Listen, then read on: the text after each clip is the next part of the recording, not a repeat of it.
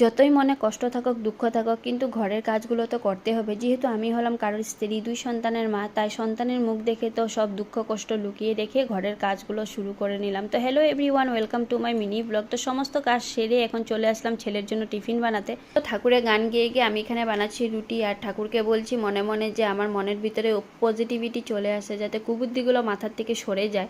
তো জানি না আমার মনে অনেক কুবুদ্ধি জমে আছে, কবে যে বের হয়ে যাবে কুবুদ্ধিগুলো। তারপরে এখানে চলে আসলাম মিষ্টি কুমড় আলু ভাজি আর রুটি বানাতে। এই রুটিটা বানাবো আমি কাকের জন্য, কাককে দিয়ে দেবো, তারপরে বানালাম আমাদের জন্য রুটি।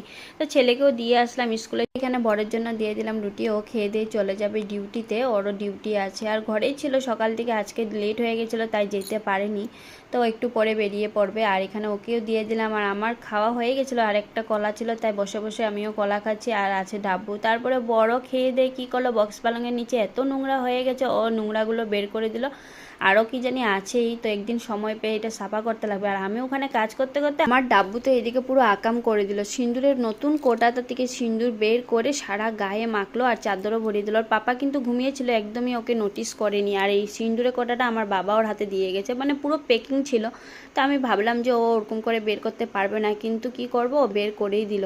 তারপরে তো ওকে নিয়ে এসে স্নান টান করালাম, আর এখন ওকে খাইয়ে দিয়ে ঘুম পাড়াবো। আর আমার কামও বেড়ে গেছে, এখন বেড কাভারটাও ধুতে লাগবে, ওর অনেকগুলো কাপড়ও আছে ভিজানোতে, এইসব এখন ধুয়ে নেবো। আর এখানে খাইয়ে দিয়ে ওকে ঘুম পাড়িয়ে দিলাম, ও ঘুমিয়ে গেছে, এখন আমি কাম করবো। তো